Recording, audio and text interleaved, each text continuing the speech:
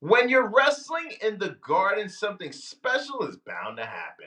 Hey, what's going on, guys? It's Kevin Zwicker from Fast Count coming at you. Before I get into this video, please remember to hit that like button and subscribe. We have a new women's IC champion among us, Maxxine Dupri, the scrappy underdog, the person who's been relentlessly training over the last several weeks to improve, has finally been able to win the big one and pick up a humongous win over Becky Lynch. And before we get into Maxine and the return of AJ Lee, let's just take a moment to give Becky Lynch her flowers.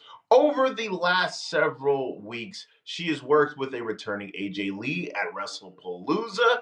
We see her being, somebody who's really been hand in hand with Maxine Dupri in the process that she has taken to develop and get to the point where she's at right now, right? So let's give a hand to Becky. Very underrated. I think we all know that she is great, but when you see what she's been able to do with AJ and Maxine, it really emphasizes just how great she is. Now, back to Maxine. When you look at Maxine, I think for me, it's pretty clear that this woman is a star.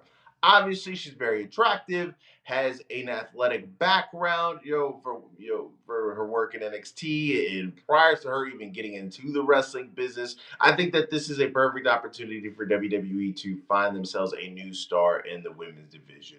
For now, when you look at the landscape of the women's division, you see a lot of people who have really established themselves, right? You got Rhea Ripley, Io, you got Nikki Bella, who's back into the mix, who we see is going to have a match with Stephanie McCure at Survivor Series. And adding Maxine to this, it adds some new blood to the division. Now, she is somebody who is not ever going to be confused with Bret Hart or Kenny Omega in the ring, but I think that it's been pretty clear that she is slowly but surely has been able to improve herself.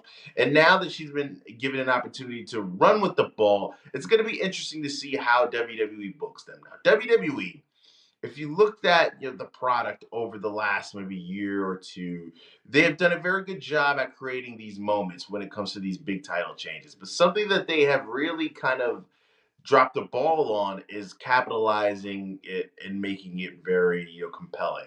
And I hope that this isn't the case because for me, I think that the best thing that WWE currently has right now is their women's division. And I'd like to see it to where things become a little bit more unpredictable. I know that the product, and this is something that a lot of people have kind of complained about, has become feeling like it's a bit safe.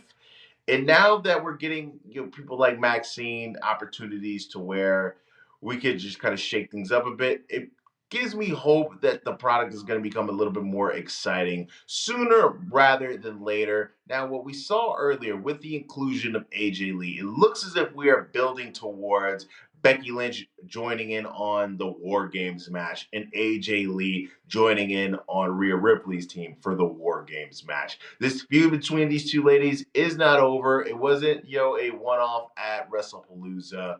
If you guys remember, AJ Lee did sign a multi-year full-time deal when she came back. So it looks as if AJ isn't going anywhere anytime soon. And we're going to see more interactions between her and Becky Lynch leading into War Games. But let me know what you guys think. Are you excited for a Maxine title reign? Do you think that she is somebody who WWE can build around? Or do you think this is just going to be one of those flash in the pan type deals? Let me know in the comment section, guys. Please remember to hit that like button and subscribe. I am Kevin Zwicker. I'm out.